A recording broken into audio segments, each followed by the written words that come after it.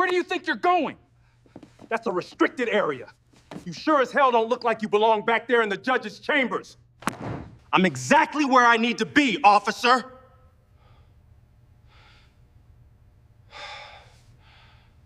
Now I'm adding resisting and assaulting an officer. Maybe some time in county will teach you about respect. Who? Who are you? I am Chief Judge Harold Whitmore, presiding judge of this entire district. I was just doing my job. You were acting suspicious. Anyone would have done the same.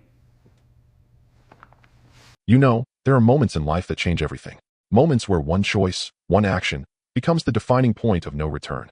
This is one of those stories.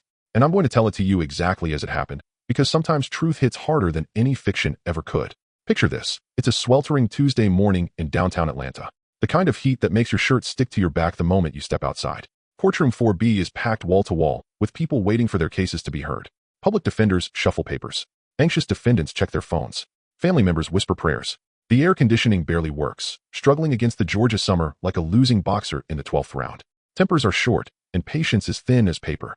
Officer Marcus Webb stands near the entrance, hand resting on his belt, eyes scanning the crowd with that practiced look of superiority that comes from 23 years wearing a badge.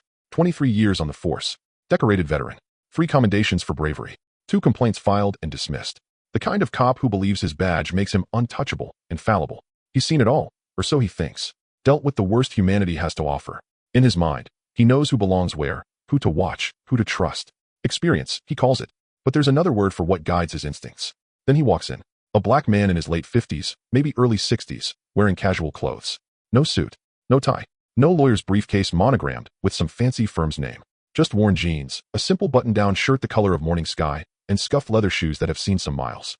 He's carrying an old leather briefcase, the kind that's been places, held important things, traveled through decades. He moves with quiet purpose toward the judge's chamber door, walking like a man who knows exactly where he's going and has every right to be there. Webb doesn't recognize him. And that's where this story really begins, where everything starts to unravel. Sometimes what you don't know can destroy you. But more often, it's what you think you know, what you assume, what you believe without question, that becomes your undoing. This was about to become Officer Marcus Webb's defining moment. He just didn't know it yet. Hey you, stop right there.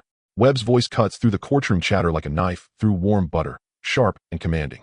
The man pauses mid-step, turns slowly, deliberately.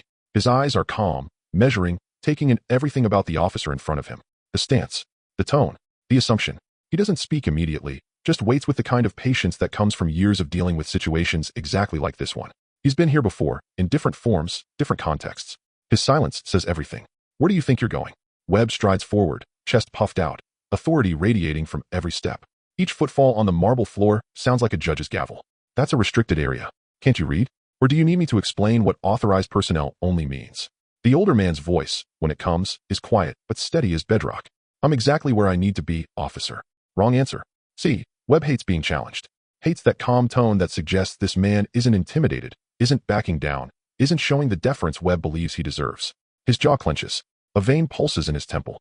Don't get smart with me. I asked you a question. You a defendant? Witness. You got a court appearance. You wait out here with everyone else. Because you sure as hell don't look like you belong back there in the judge's chambers. There it is. Those words hanging in the air like smoke. You don't look like you belong. Let me pause here and tell you something important, something I've learned in my years observing humanity. Pride is a dangerous thing. It makes you blind when you need to see most clearly. It makes you stupid when wisdom is required. It makes you act when patience is called for. And Officer Webb, he was about to learn that lesson the hardest way possible. The kind of lesson that doesn't just teach, it transforms, destroys, reconstructs.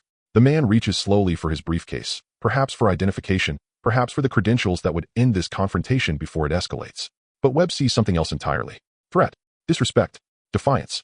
His hand shoots out faster than thought, and the sound echoes through the courthouse like a thunderclap. Slap. The sound of skin meeting skin. The sound of a career ending. The sound of justice being assaulted. Time stops. The courtroom goes completely, utterly silent. You could hear a pin drop on carpet from 50 feet away. You could hear breathing, heartbeats, the subtle creak of the old wooden benches. Everyone freezes in a moment of collective shock and disbelief. Lawyers mid-conversation. Defendants texting family. Court staff organizing files. All of it stops. All eyes lock on what just happened, on the impossible scene unfolding before them. The older man's head has turned from the impact, his neck twisted at an angle that speaks to the force behind that slap. His silver-rimmed glasses sit slightly askew on his face.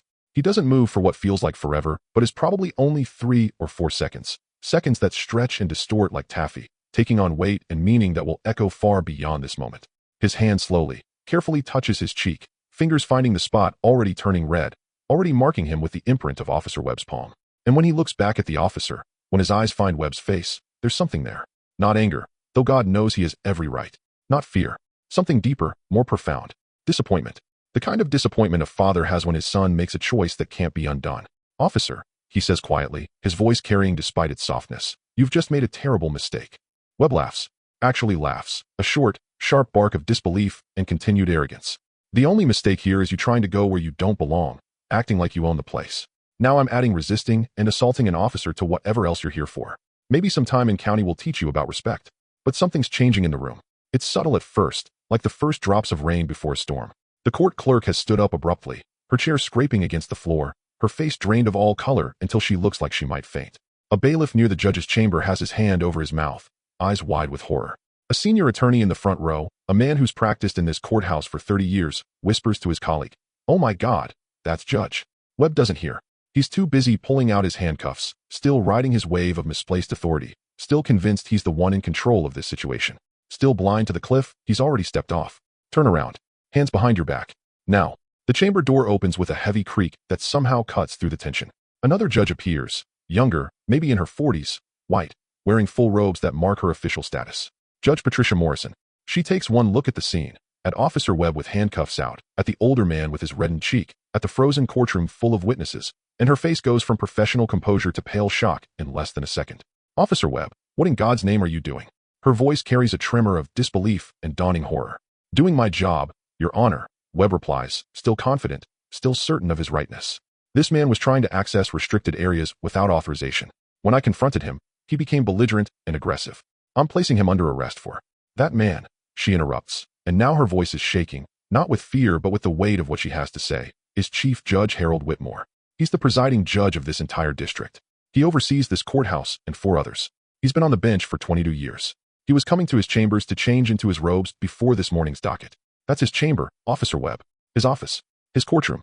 The words hang in the air like smoke after a gunshot, heavy and impossible to take back. Webb's hands freeze mid-motion. The handcuffs slip from his grip, clattering on the marble floor. The sound seems impossibly loud in the silence, each metallic bounce and ring echoing like a countdown to the end of everything he's known. His mouth opens, closes, opens again. No words come. What words could possibly fit this moment? What? It's barely a whisper, almost childlike in its confusion and denial. Judge Whitmore straightens his shirt with careful, deliberate movements. He adjusts his glasses. He touches his reddened cheek one more time, not wincing, just acknowledging the physical evidence of what's happened. When he speaks, his voice fills every corner of that courtroom with quiet, devastating authority.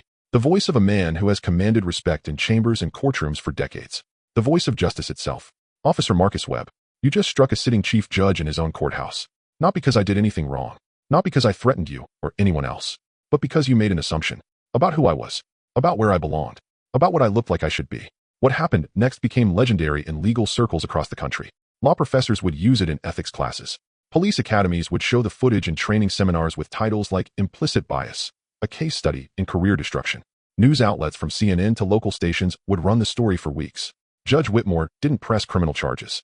He could have. Assault on a judicial officer carries serious penalties, but he didn't. He didn't have to, because what he did instead was worse for Webb in ways that transcended prison time. He called a full disciplinary hearing, broadcast live to every courthouse in the state, streamed online for public viewing. He made Webb sit in the witness chair and explain, in excruciating detail, why he targeted this particular man. What specifically about Judge Whitmore made him look suspicious, look out of place, look like he didn't belong in the chambers of his own courthouse. Webb couldn't answer. Not honestly. Because the truth, the ugly, corrosive truth he couldn't say out loud, could barely admit to himself, was written all over his face, evident in every pause, every deflection, every attempt to explain without explaining. The clothes? Plenty of judges dress casually before robing up. The time of day? It was normal working hours. The demeanor? Calm and purposeful. No, the real reason couldn't be spoken, but everyone in that room knew it. Everyone watching knew it. The Atlanta Police Department terminated Webb within a week. 23 years of service ended. His pension, under investigation and likely to be reduced. His reputation, destroyed beyond any hope of recovery. All because he let prejudice guide his hands instead of his training, his assumptions override his judgment. But here's what Judge Whitmore said that stayed with everyone, that got quoted in newspapers and shared on social media millions of times. This isn't about punishing one officer. It's about exposing a rot we've ignored too long. How many others has Officer Webb done this to who didn't have my position? Who couldn't fight back? Who didn't have the platform to demand accountability? How many people in this courthouse, in courthouses everywhere, are judged not by their actions, but by their appearance? That question haunts me still, and it should haunt you too. Because that slap? It wasn't just against a judge. It was against every principle justice is supposed to stand for. What would you have done in that moment? Drop your thoughts below. ***.